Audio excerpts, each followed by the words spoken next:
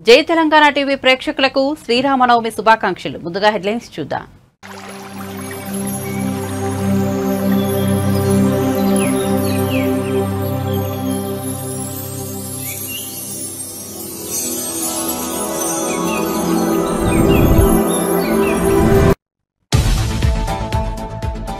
భద్రాచలంలో అంగరంగ వైభవంగా సీతారాముల కళ్యాణం. స్వామివారికి పట్టు వస్త్రాలు, ముత్యాల తలంబ్రాలు సమర్పించిన సీఎస్. రాములవారి కళ్యాణంలో పాల్గొన్న మంత్రులు బట్టి విక్రమార్క, కొండా సురేఖ, పొంగులేటి శ్రీనివాసరెడ్డి.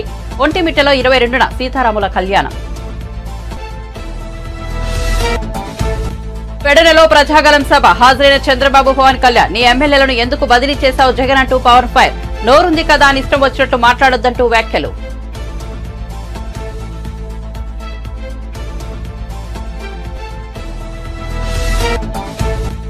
ఏపీలో రేపటి నుంచి నామినేషన్ల పర్వం. నేడు మంగళగిరి పార్టీ కార్యాలయానికి వచ్చిన జనసేన అభ్యర్థులు బీఫారాలు అందించి శుభాకాంక్షలు తెలిపిన పవన్. పాల్గొన్న అభ్యర్థికి తప్ప మిగతా అందరికీ బీఫారాలు.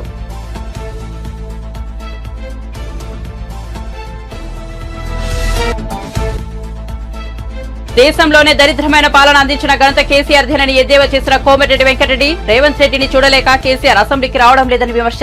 మేం గేట్లు తెరిస్తే బీఆర్ఎస్ లో ఎవరూ మిగిలరని వ్యాఖ్య. రేవంత్ రెడ్డి రాజకీయాల్లో స్వతంత్రంగా ఎదిగిన వ్యక్తి అని ప్రశంస. ఇక వార్త వివరాల్లోకి వెళ్తే భద్రాచలంలోని మిథిలా స్టేడియంలో వైభవంగా సీతారాముల కళ్యాణం జరిగింది. ప్రభుత్వం తరపున ప్రభుత్వ ప్రధాన కార్యదర్శి స్వామివారికి పట్టు వస్త్రాలు, ముత్యాల తలంబ్రాలు సమర్పించారు. తెలుగు రాష్ట్రాల నుంచి కళ్యాణం చూసేందుకు భారీ ఎత్తున ప్రజలు తరలివచ్చారు. కళ్యాణ మహోత్సవంలో ఉప ముఖ్యమంత్రి మల్లు బట్టి విక్రమార్క, మంత్రులు కొండా సురేఖ, పొంగిరెడ్డి శ్రీనివాసరెడ్డి తదితరులు పాల్గొన్నారు. మధ్యాహ్నం 12:30 వరకు స్వామివారి కళ్యాణ క్రతువు ఉంటుంది.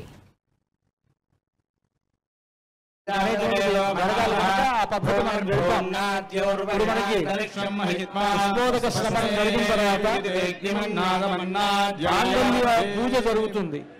ఆ మాంగళ్యానికి ఉండేటువంటి విశిష్టత ఏమిటి అనంటే, సూత్ర మూలే తతో గౌరి, సూత్ర మధ్యే సరస్వతి, సూత్రాగ్రేతు మహాలక్ష్మీ, సౌమంగళ్యాధిదేవతా అని ఆ మాంగళ్యంలో గౌరీ, సరస్వతి, మహాలక్ష్మి ముగ్గురు వేయించేసి ఉంటారు. అసలు పూర్తిగా సౌభాగ్యం. ఆ మాంగళ్యం అనేటువంటిది అమ్మవారు లక్ష్మీ స్వరూపం. అది ఆ అమ్మవారిని తలుచుకుంటూ మాంగళ్య పూజ అనేటువంటిది జరుగుతుంది. మనం చేస్తున్నట్లుగా భావించి ఒక మాంగళ్యాన్ని దాంతో చేర్చారట.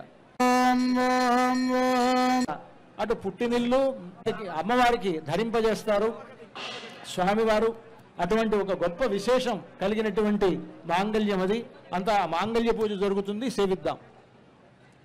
పునఃసంకల్ప్య ప్రాణాయామం కృత్వా ఓం ఓం ఓం శ్రీమదఖిలాండకోటి బ్రహ్మాండనాయకస్య భద్రాచల సీతాలక్ష్మణ సమేత శ్రీ రామచంద్రస్వామినః తిరుకళ్యాణ మహోత్సవాఖ్యే కర్మణి మాంగళ్య పూజాం కరిష్యే ఇది సంకల్ప్య మాంగళ్యాధిష్టాన దేవతాయై శ్రీం శ్రీయై నమః, శ్రీ మహాలక్ష్మీ నమః, శ్రీదేవ్యై నమః, శ్రీ భూదేవ్యై నమః, శ్రీ నీలాదేవ్యై నమః ఆవాహయామి. ఓం ఐం హ్రీం శ్రీం శ్రీయై నమః.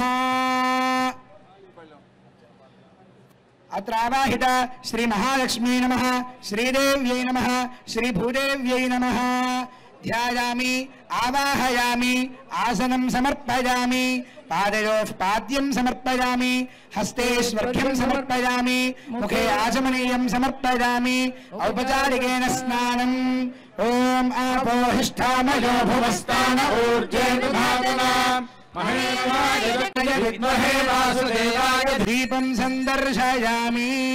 ధూపదీపానంతరం శుద్ధాచమనీయం సమహిషే. ఓం దేవస్య దర్శయామి. ఒక్కొక్క పద్ధతిలో రాముల కళ్యాణం జరిపించినప్పుడు పాణిగ్రహణం చేయించాట. చూడండి, అంతా కూడా ఇప్పుడు మాంగళ్యం చూపిస్తున్నారు అర్చక స్వాములు.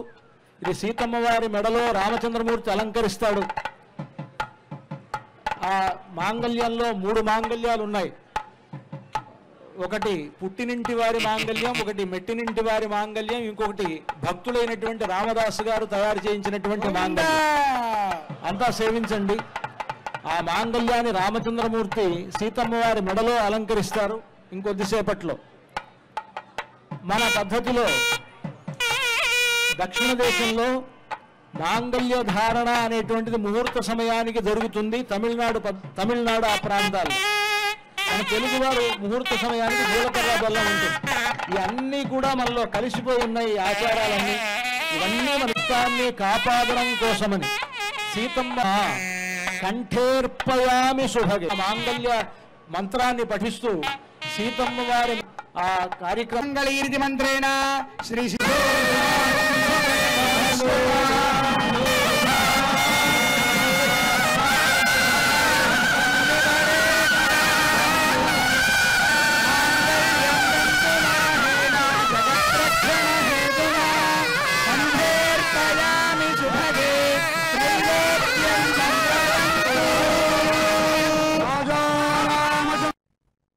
కృష్ణా జిల్లా పెడనలో నిర్వహించిన ప్రజాగలం సభకు టీడీపీ అధినేత చంద్రబాబు జనసేనాని పవన్ కళ్యాణ్ హాజరయ్యారు. ఈ సందర్భంగా పవన్ కళ్యాణ్ ప్రసంగించారు. బందరు పార్లమెంట్ అభ్యర్థిగా వల్లభనేని బాలశౌరి జనసేన తరపున గాజు గ్లాస్ గుర్తుపై పోటీ చేస్తున్నారని, పెడ నుంచి కాగిత కృష్ణప్రసాద్ టీడీపీ తరపున ఎమ్మెల్యే అభ్యర్థిగా పోటీ చేస్తున్నారని వారిని గెలిపించాలని విజ్ఞప్తి చేశారు. బీజేపీ కృష్ణా జిల్లా అధ్యక్షుడు నేను వారికి తెలియజేస్తున్నాను. మీకు మేము అండగా ఉంటాం తెలియజేస్తాం.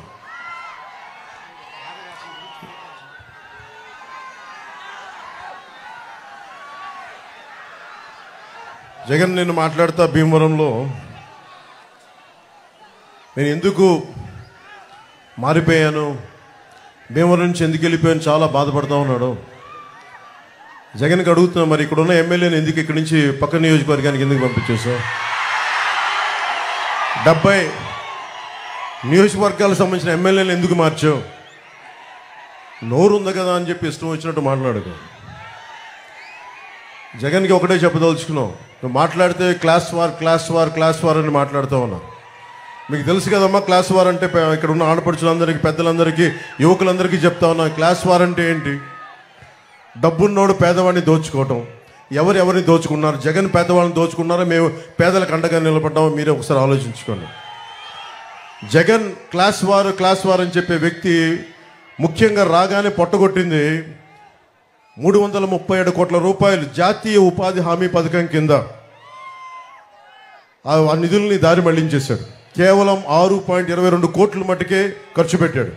ఇది కేంద్ర ప్రభుత్వం ఒక లోక్సభలో అడిగిన ప్రశ్నకి సమాధానం. అలాగే ఇది రూరల్ డెవలప్మెంట్ సాధ్వి నిరంజన్ గారు ఒక ప్రశ్న అడిగితే చెప్పింది. ఆవిడ అంది అత్యంత జాతీయ ఉపాధి హామీ పథకం కింద అత్యంత అవకతవకలున్న రాష్ట్రం ఇదే అని చెప్పి జగన్ ముఖ్యమంత్రిగా ఉన్న ఈ రాష్ట్రంలో జరిగిందని సాధ్వి నిరంజన్ గారు చెప్పారు, బీజేపీ మినిస్టర్. అలాగే నెలకి పోలీసులకి మన మధ్యన ఎక్కడికి వెళ్ళినా నాకు పోలీసుల నుంచి నివేదికలు లెటర్స్ ఇస్తూ ఉంటారు. టీఏలు కానీ డిఏలు కానీ వాళ్ళకి సకాలంలో జీతాలు కానీ వాళ్ళకి వారంకోసారి సెలవు ఇస్తానని చెప్పి అది కూడా ఈరోజు దాకా మాట్లాడిన వ్యక్తి. ఇది పోలీసులు శ్రమని దోపిడీ చేస్తున్న వ్యక్తి. ఇతను క్లాస్ వార్ గురించి మాట్లాడతాడు. అలాగే ముఖ్యంగా మనకి పెడననగానే గుర్తుకొచ్చేది మత్స్యకారులు. అత్యంత మంచి తీర ప్రాంతం ఉన్నది. అలాంటి చోట్ల మత్స్యకార యువతకి, మత్స్యకారులకి ఏమాత్రం ఉపాధి కల్పించలేకపోయాడు. పైహెచ్చు ఉపాధి కల్పించకుండా GO 217 అని చెప్పి ఈ రోజున మత్స్యకారులు పొట్టగొట్టడానికి, ఇన్లాండ్ ఫిషర్మెన్ అందరికీ దెబ్బ కొట్టడానికి ప్రయత్నిస్తే జనసేన ముందుకొచ్చి ఆ GO 217ని మన నర్సపూర్లో చించేసాం. దాన్ని ఏమాత్రం ఖాతరు చేయకూడదు. అలాగే భవన నిర్మాణ కార్మికుల సంక్షేమ నిధి 450 కోట్ల రూపాయలు, దాదాపు 30 నుంచి 40 లక్షల మంది భవన నిర్మాణ కార్మికుల సంక్షేమ నిధిని దారి మళ్లించి దోపిడీ చేసిన వ్యక్తి. 900 చేనేత సంఘాలకి 80 లక్షల నుంచి ₹1 కోటి దాకా ఆప్కో నుంచి రావాల్సిన నిధుల్ని రానివ్వకుండా చేసిన వ్యక్తి.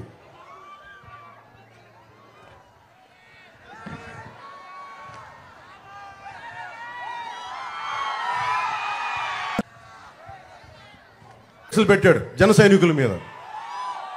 మట్టి మాఫియా కోసం ఫిర్యాదు చేస్తే ఇక్కడ పెడన యువత వాళ్ళని చెట్టు కట్టి కొట్టాడు ఈ వ్యక్తి. నా దగ్గరికి జనవాణికి చనిపోయిన ఒక జడ్జి తల్లి నా ఆస్తిని అతను అనుచరులు దోచేసుకున్నారు, నాకు అండగా ఉండంటే నాకు నిజంగా నిస్సహాయత బాధేసింది. కేసీఆర్ కనుక కాంగ్రెస్ పార్టీని టచ్ చేస్తే బీఆర్ఎస్ పునాదులే కూల్చేస్తామని మంత్రి కోమిటిరెడ్డి వెంకటరెడ్డి తీవ్రంగా హెచ్చరించారు. ఎన్టీఆర్ కు వెన్నుపోటు పొడిచిన సమయంలో కేసీఆర్ కూడా మీడియాతో మాట్లాడుతూ దేశంలోనే దరిద్రమైన పాలించిన అందించిన ఘనత కేసీఆర్కే దక్కుతుందని ఎద్దేవా చేశారు. ముఖ్యమంత్రి రేవంత్ రెడ్డిని చూడలేకే కేసీఆర్ అసెంబ్లీకి రావడం లేదని విమర్శించారు. కాంగ్రెస్ పార్టీ కనుక గేట్లు తెరిస్తే బీఆర్ఎస్ పార్టీలో మిగలడానికి ఎవరూ ఉండరని వ్యాఖ్యానించారు. మరో 3 నెలల్లో బీఆర్ఎస్ కనుమరుగు కావడం ఖాయమన్నారు. భార్యాభర్తలు ఇంట్లో మాట్లాడుకునేవి కూడా ఇని ప్రణీత్ రావు, ప్రభాకర్ రావు, రాధాకృష్ణారావు, వేణుగోపాలరావు, ప్రభాకర్ రావు అంతా నీ చుట్టాలను పెట్టుకొని దేశంలో ఎక్కడ లేని విధంగా దరిద్రమైన పాలన అందించి ఈరోజు నిన్న నువ్వు మాట్లాడితే నిజంగా ఎంత కోపం వస్తుందంటే ఎన్నికైన ప్రభుత్వాన్ని ఏడాదిలో పతనం అవుతుందా? అయితే నువ్వేం దోపిడితోని మా ఎమ్మెల్యేను కొనాలనుకుంటున్నావా? ఒకటే నీకు వార్నింగ్ ఇస్తున్న కేసీఆర్, నువ్వు టచ్ చేసి చూడు కాంగ్రెస్ పార్టీని. 3 నెలల్లో నీ పార్టీలో మీ ముగ్గురున్నారు, మీ బంధువులు ఎమ్మెల్యేలు తప్ప ఒక్కడు లేకుండా టీఆర్ఎస్ పార్టీ లేకుండా నీ పార్టీ ఆఫీస్ పునాదులతో సహా లేపేస్తాం హైదరాబాద్లో. నువ్వు చేయలేని పనులు చేస్తుంటే గవర్నమెంట్ పడేస్తా నీకు ఎంత ధైర్యం ఉండాలి? దొంగ దీక్షలు చేసి విటమిన్ డి ఇంజక్షన్లు తీసుకొని నా దగ్గర 50 పేపర్లు మా గోనె ప్రకాశ్రావు ఆర్టీఐ తీసుకొని నాకు ఇచ్చిండు.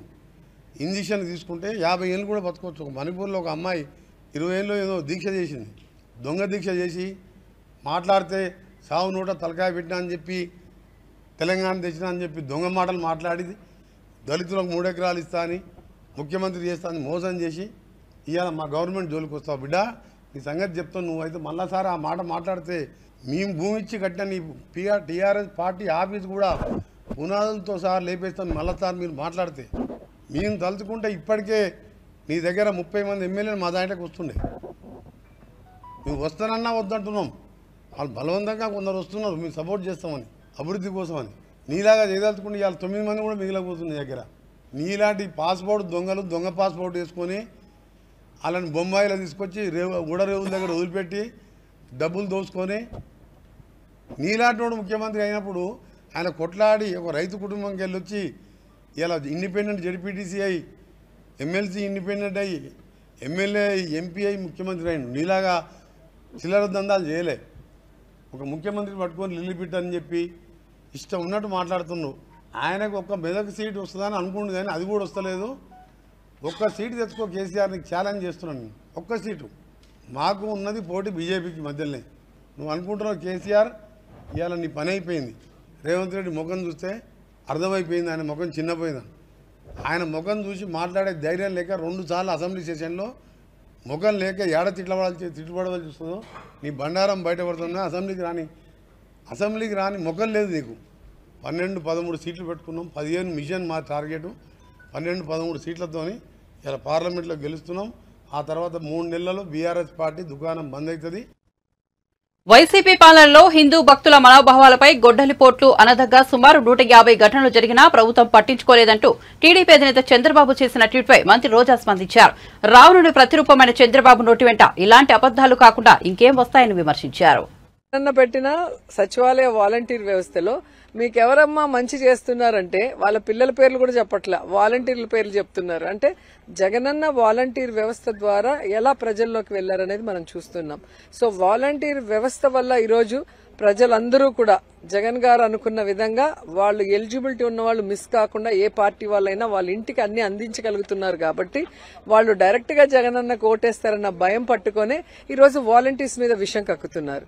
సో ఈ రోజు వాలంటీర్స్ ని వీళ్ళు రెస్ట్రిక్ట్ చేయాలని చెప్పి పెన్షన్లు ఇవ్వనీయకుండా ఇబ్బంది పెట్టారు. అసలు నువ్వేంద్ర మేమే రిజైన్ చేసి మేమే ప్రజల్లోకి వస్తాము అని చెప్పి వాళ్లే వచ్చి స్వచ్ఛందంగా ప్రజల్లో తిరుగుతున్నారు. ఈ రోజు ఎంత వ్యతిరేకత తెలుగుదేశం పార్టీకి వచ్చిందో మీరు చూశారు. ఈ రోజు ఇళ్లల్లో వెళ్లి పెద్దోళ్లకి ఇస్తుంటే మండు టెండర్లో ఈ రోజు వచ్చి సచివాలయాల దగ్గర బారులు తీరి వాళ్ళు పెన్షన్ తీసుకునే విధంగా చేసిన తెలుగుదేశం పార్టీకి పుట్టకథలు లేకుండా చేయడానికి ఓటర్లు రెడీగా ఉన్నారు పెన్షన్దారులు. ఈరోజు ఒక నీచమైన సంస్కృతి చంద్రబాబు నాయుడుది. ఏ విధంగా ఎన్టీఆర్ మీద చెప్పులేయించారు, ఈరోజు జగనన్న మీద రాళ్లేయించారు. ఎంత స్ట్రాంగ్ గా కొట్టారో మనం చూస్తున్నాం. ఆయనకు తగిలి పక్కనున్న ఎమ్మెల్యే క్యాండిడేట్ వెల్లంపల్లికి తగిలి అంత డ్యామేజ్ అయిందంటే అది ఎంత ఫోర్స్ లో వచ్చి ఉంటుంది, ఎన్నిసార్లు కరెంటు కట్ అయింది. సో దీన్ని బట్టి ప్రజలు అర్థం చేసుకుని ఉంటారు ఇది తెలుగుదేశం పార్టీ చంద్రబాబు నాయుడు స్కెచ్ లేదా లోకేష్ గారి స్కెచ్ అయి ఉంటుందని. ఇప్పుడు దాన్ని డ్యామేజ్ ని సర్దుకునే దానికి రాష్ట్రం అంతా కూడా చంద్రబాబు నాయుడు నీచ రాజకీయాలను గుర్తిస్తున్నారని తెలుసుకొని ఈ రోజు డ్రామా ఆడటం స్టార్ట్ చేశారు. కానీ ఎవరు కూడా సింపతి చూపించట్లేదు చంద్రబాబు నాయుడుకి. ఎందుకంటే అతను ఏం చేశాడు, ఎందుకు జరిగింది అనేది అందరికీ తెలుసు. సో జగన్మోహన్ రెడ్డి గారు ఎప్పుడూ నీచమైన రాజకీయాలు చెయ్యడు, ఎప్పుడు కూడా ఫేర్ పాలిటిక్స్ చేశాడు, అభివృద్ధి పాలిటిక్స్ చేశాడు. ప్రజలకి మంచి చేసి వారి అభిమానం పొంది వారి ఆశీస్సులతోనే ముఖ్యమంత్రి అవ్వాలనుకున్నాడు. పొత్తులు పెట్టుకోనో, రాళ్లేసో, చెప్పులేసో, లేదా ఎవరో ఒకరిని వెన్నుపోటు పొడిచో అవ్వాలన్న ఆలోచన జగనన్నకి ఎప్పుడూ లేదు. అందుకే జగనన్న పోరాడాడు, ప్రజల్లో ఉన్నాడు, పాదయాత్రలో కష్టాలు విన్నాడు, చూశాడు, వాటికి పరిష్కారం చెప్పారు. ఆ భరోసాతో ముఖ్యమంత్రి అయిన మొదటి రోజు నుంచి ఆయన సంతకం సంక్షేమ సంతకం అభివృద్ధి వైపుకి నడిచింది. సో జగనన్నని చంద్రబాబు నాయుడు కాదు కదా ఎవ్వరూ ఏం చేయలేరు. ప్రజలందరూ కూడా జగనన్న వెనుకున్నారు, జగనన్నకి అండగా ఉన్నారు. సీఎం జగన్ పై రాయితో దాడి వ్యవహారంలో వడ్డెర సామాజిక వర్గానికి చెందిన మైనర్లను బలిపశులను చేస్తున్నారంటూ టీడీపీ నేతలు మండిపడుతున్నారు. తెలుగుదేశం పార్టీ జాతీయ అధికార ప్రతినిధి కొమ్మారెడ్డి పట్టాభిరామ్ దీనిపై మీడియా సమావేశం నిర్వహించారు. నాడు 2019లో కోడికత్తి డ్రామాకు ఒక దళితుడిని బలి చేశారని, ఇప్పుడు ఒక బీసీని బలి చేస్తున్నారని ఆగ్రహం వ్యక్తం చేశారు. ఏదో ఒక విధంగా ఈరోజు బలమైనటువంటి ప్రతిపక్ష పాత్ర పోషిస్తున్నటువంటి తెలుగుదేశం పార్టీ, ఆ పార్టీకి చెందినటువంటి ముఖ్య నాయకులు ఎవరైతే గత 5 సంవత్సరాల కాలంగా జగన్మోహన్ రెడ్డి ప్రభుత్వంలో జరుగుతున్నటువంటి అవినీతి అక్రమాలను కానివ్వండి, వాళ్ళు చేస్తున్నటువంటి అరాచకాలను కానివ్వండి, బలంగా ఎవరైతే ప్రశ్నిస్తున్నారో అటువంటి వ్యక్తుల్ని ఇరికించేటటువంటి కుట్ర కూడా జరుగుతోంది. ఒకటి ప్రజల వద్ద నుంచి సానుభూతి పొందే కుట్ర, రెండోది బలమైనటువంటి వాయిస్ని ప్రజల పక్షాన వినిపిస్తున్నటువంటి నాయకుల్ని ఇరికించేటటువంటి కుట్ర. 2 రకాలుగా కూడా తాడేపల్లి ప్యాలెస్ కేంద్రంగా ఈ కుట్రకి తెరలేపారు జగన్మోహన్ రెడ్డి, అతని దొంగల ముఠ. విజయవాడలో ఆ రోజున ముఖ్యమంత్రి గారి బస్సు యాత్ర సందర్భంగా ఏం జరిగిందో ప్రపంచం మొత్తం చూశారు. ఏనాడు ముఖ్యమంత్రి యాత్రలలో కరెంటు పోనిది, ఆ రోజున కరెంటు పోయింది. ఒక రకంగా చెప్పాలంటే కరెంటు తీసేశారు.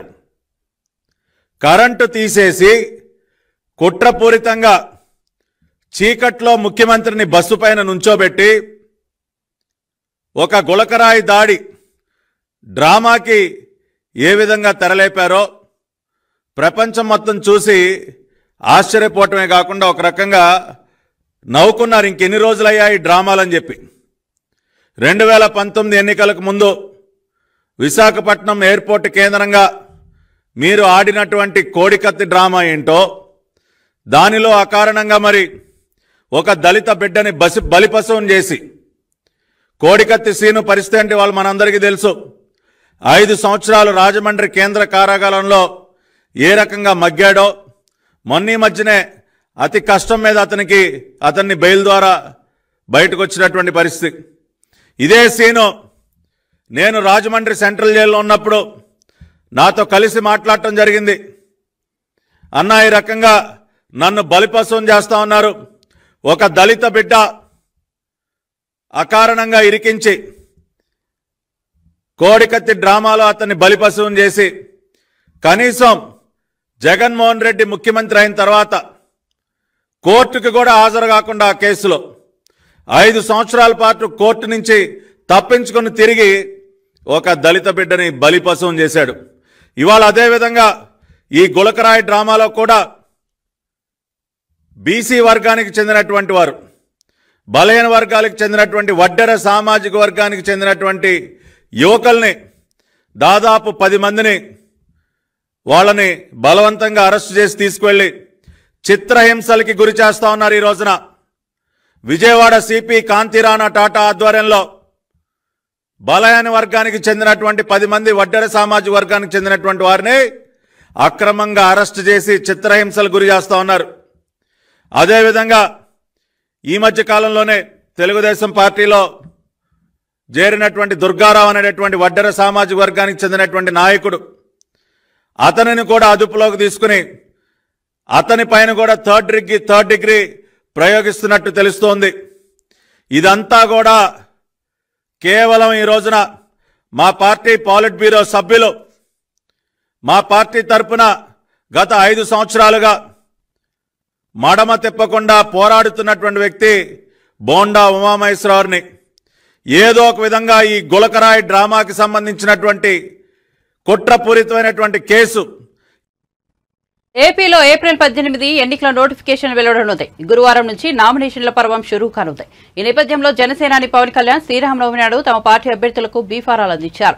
టీడీపీ, బీజేపీ పార్టీలతో పొత్తు కారణంగా జనసేన పార్టీ ఈసారి 21 అసెంబ్లీ స్థానాలు, 2 లోక్సభ స్థానాల్లో మాత్రమే పోటీ చేస్తున్న సంగతి తెలిసిందే. పాలకొండ అసెంబ్లీ నియోజకవర్గ అభ్యర్థికి మినహా మిగతా 20 అసెంబ్లీ అభ్యర్థులు, 2 పార్లమెంట్ నియోజకవర్గ అభ్యర్థులకు పవన్ కళ్యాణ్ బీఫారాలు అందజేసి శుభాకాంక్షలు తెలిపారు. పాలకొండ అభ్యర్థి నిమ్మక జయకృష్ణ రావడం ఆలస్యం కావడంతో ఆయనకు తర్వాత బీఫామ్ అందజేయనున్నారు.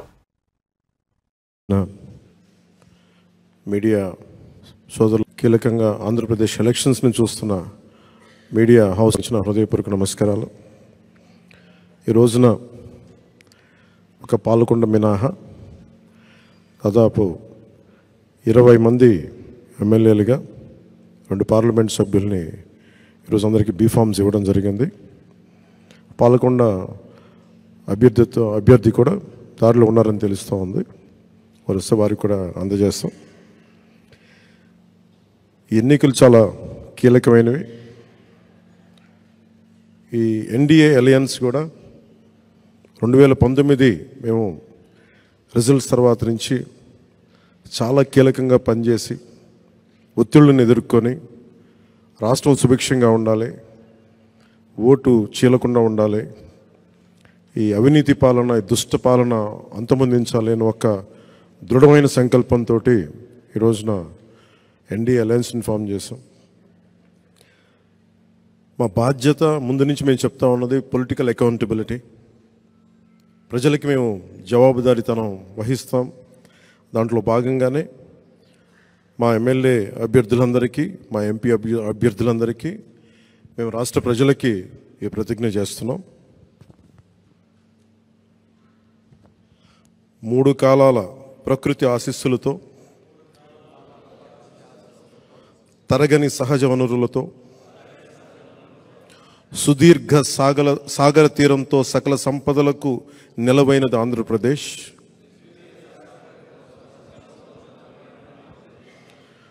అప్పుల ఆర్థిక విధానాలు, తప్పుడు పరిపాలన వల్ల ఇప్పుడు మనకి తిప్పలు తప్పడం లేదు.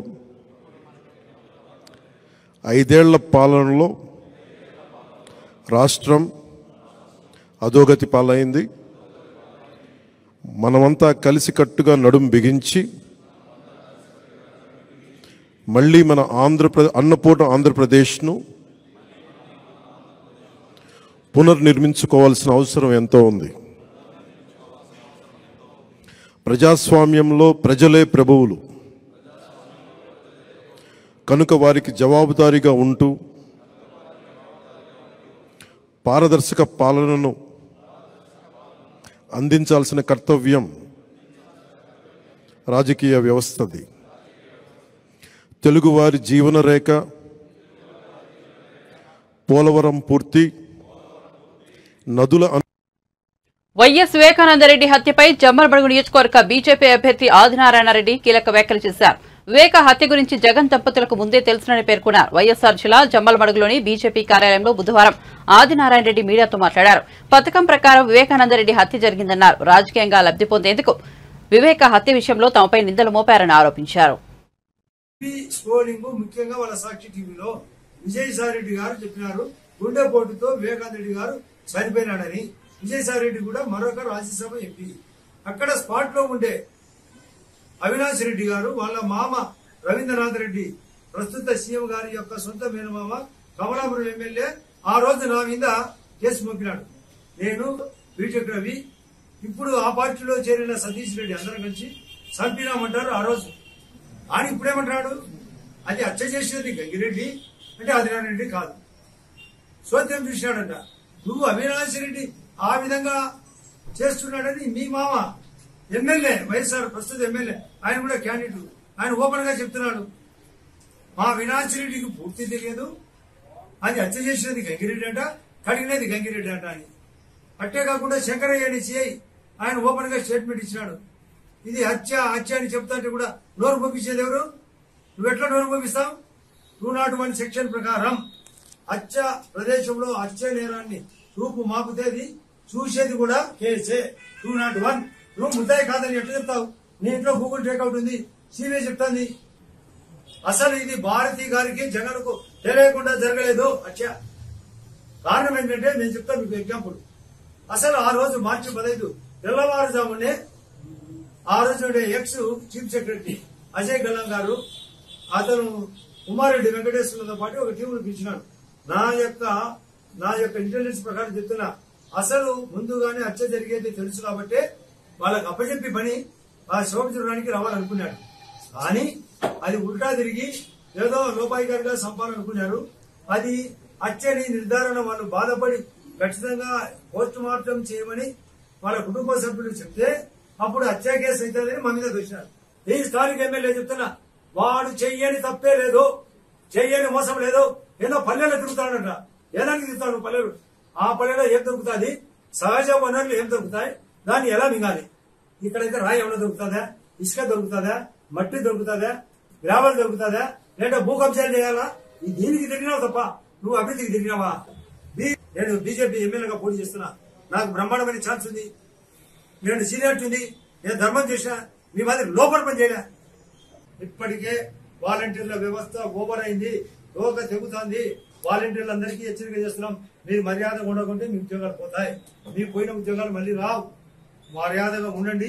5,000 బదులు చంద్రబాబు నాయుడు గారు కేంద్రం ఆధ్వర్యంలో 10,000 ఇచ్చడానికి రెడీ. ఇక్కడ స్టీల్ ఫ్యాక్టరీ ఎన్నిసార్లు చెప్పినా రాలే. స్టీల్ ఫ్యాక్టరీ నిర్మాణం జరగాల్సిందే. పైన గండికోట ఓబరాయ్ గ్రూప్ కు 100 కోట్లు డబ్బులు సెంట్రల్ ఇచ్చినా కూడా దాన్ని పట్టించుకోలే. రాజోరి చెప్పినావు ఉస్కాకి ఆడ 12 లక్షల బదులు మరొక 12 లక్షలు డబ్బు ఇప్పించే బాధ్యత. కారణం ఆడ 16 లక్షల రూపాయలు తక్కువ లేదు రేటు. మా వాడు భూపేశ్ రెడ్డి వానికి నీ వానికి నాకంటే ఎక్కువ ఓట్లు ఏమని చెప్తున్నా. కారణం ఈ చెత్త అవినాష్ రెడ్డి ఓడిపోవడం. టీవీ స్క్రోలింగ్ ముఖ్యంగా వాళ్ళ సాక్షి టీవీలో విజయసాయి రెడ్డి గారు చెప్పినారు గుండెపోటుతో వివేకానంద రెడ్డి గారు చనిపోయినాడని. విజయసాయి రెడ్డి కూడా మరొక రాజ్యసభ ఎంపీ. అక్కడ స్పాట్ లో. బులెటిన్ ముగించే ముందు హెడ్లైన్స్ మరోసారి చూద్దాం. భద్రాచలంలో అంగరంగ వైభవంగా సీతారాముల కళ్యాణం. స్వామివారికి పట్టు వస్త్రాలు, ముత్యాల తలంబ్రాలు సమర్పించిన సీఎస్. రాములవారి కళ్యాణంలో పాల్గొన్న మంత్రులు బట్టి విక్రమార్క, కొండా సురేఖ, పొంగులేటి శ్రీనివాసరెడ్డి. ఒంటిమిట్టలో 22న కళ్యాణం.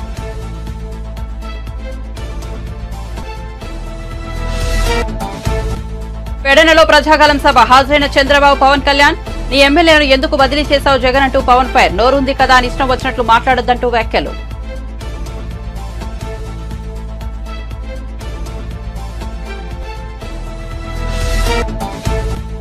ఏపీలో రేపటి నుంచి నామినేషన్ల పర్వం. నేడు మంగళగిరిలో పార్టీ కార్యాలయానికి వచ్చిన జనసేన అభ్యర్థులు బీఫారాలు అందించి శుభాకాంక్షలు తెలిపిన పవన్. పాల్గొన్న అభ్యర్థికి తప్ప మిగతా అందరికీ బీఫారాలు.